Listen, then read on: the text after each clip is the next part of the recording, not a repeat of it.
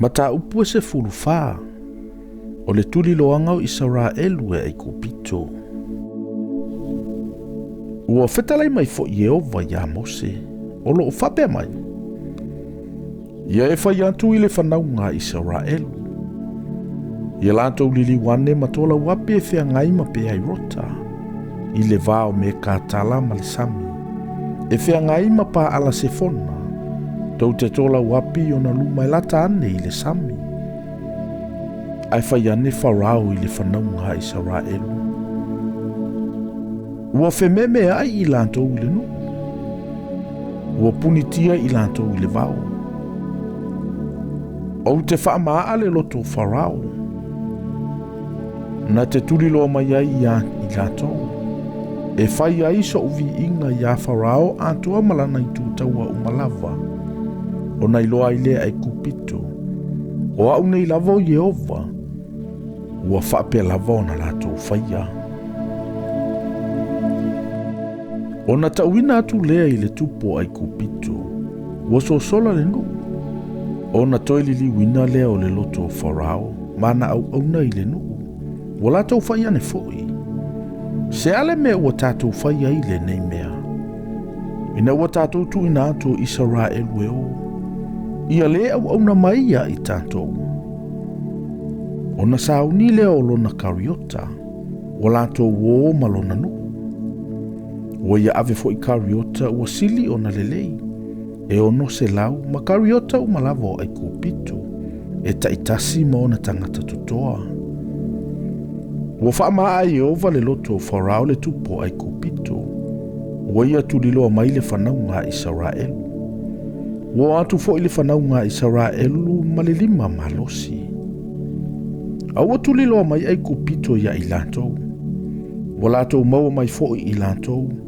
O loo tola wapi e latane i le sami. O solo whanua umama kariota o farao. Mana au e solo whanua. Malana i tūtaua. E lata ana i pe ai rota. E Feagaiga pa ala se fona. Ua whalatalata i ai farao. O na te pa e leo le whanaunga Israelu. Fauta. O ai kupito lo mulimuli mai i latou. O na latou mantua mata ta'ua i lea. Ua alalanga fo i le whanaunga Israelu ia Yehova. Ua latou fai mai fo i a Mose. O na ua le ai e ani tu ngā maui ai kupito. Na e au mai ai i mātou ina ia mātou woti i le vau. Se ale mea na e fai ai le nei mea ia i mātou. Ina ua e au mai ai mātou nei ai kupito. E le o le mea e le nei na mātou fai antu ai i a te oi ai kupito. O loo whape antu. Ia e tu upea ia i mātou. Ina ia mātou au auna ia ai kupito. Awa e le ia na mātou au auna ia ai kupito. Ai le anga o na mātou woti i le vau. O na tali atu leo Mose i le nu. Aua tau te fefefe. Ai au tau lau tutu. Ma va ai atu i le ola tanga mai a Yehova. O le awhaia ia mo o tau i le aso nei. Awao ai kupito. Ia tau te va ai atu i ai le aso nei. Tau te le to i loa lava i lantou e whaavavau. O le atau Yehova mo o tau. Ai whaalolongo o tau. O na whetalai mai leo Yehova ia Mose. Se ale mea ue alanga mai ai i a te au. Whai atu i le whanaunga Israelu. Ia lantou atu pe ia. A o oe. Ia e se lunga lo to. Ma whaalololo 5 lunga o le sami. Ma e vai lua i nai. E o atu ai le whanaunga Israelu i tonu o le sami. I le iliti tai mātutu. O au foi. Fauta. O te whaamaa ina loto ai kupito. Latou te mulimuli atu foi a te i latou. E vi ia foi au o na o farao. Malana i tūtaua u malava. Ma ona kariota. A toa maana au e tie solo whanua. Ona i lole ai kupito. O au lava o Yehova. Pe avi ia au ona o farao. Ma ona kariota. A toa maana au e tie solo whanua. Ona aluane le o le angelu o le tua. O le na mua atu I aua Israelu. Wa aluane, wa muli atu I ate I lantou. O le au whaani utu fo I wa aluane na I o lantou runga. Wa tu I o lantou tua. Wa ia uia ne fo I le vao aua I kupito ma aua Israelu. Wa fai mao ma le pouli uli tua. A o le malama I le po I luma. O le mea le na le whaalatala I le tasi I lea po antoa. O na whaalo le mose o lo na lima I lunga o le sami. O na whaatafe se ina lea Iova o le sami le matangitele ma isa sae. I lea po antoa. O ia whaia fo I le sami ma ele matutu. Ua vaelua ina lava le sami. O na ui atu leo le whanaunga Israelu I totonu o le sami le lititai matutu. Ua whaifo I le sami ma au pāi ante I lantou. I lo lantou I tū tau matau, ma lo lantou I tū tau angavale. O na tuli loa mai leo ai kupito.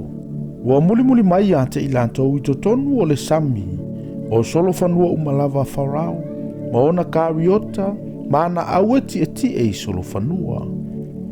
O na o lea I le leonga o le taiao. Ua sila ifo Iova I aua ai kupito na I le afi ma le au whaani utu. Ua ia whaatu valeina aua ai kupito. Ua ia tu ese fo I o mea e taa vale ai o lantou kariota. O na toso ngata ai lea. O na whaiane leo ai kupito. Ina tātou se sola ese ia Israelu. Aua o Iova. O lo o tauma ai kupito mo I lantou.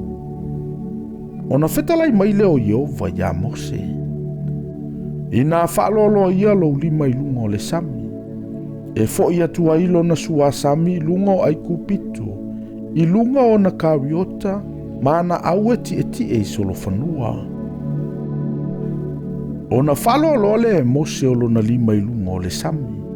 O na fo ia tu leo le sami le vave ao. I lona tu ngā tuai. Ua sola ese ai kupito lona whetai inga. Aua la foina Iova ai kupito totonu o le sami. Ua foi le sua sami. Ua ufiti ai kariota. Ma auna tia solo whanua. O le itu taua ato uma farao. E na muli atu I ante I lantou I le sami. E le ai se tasi na toeo I lantou. A o le whanaunga Israelu.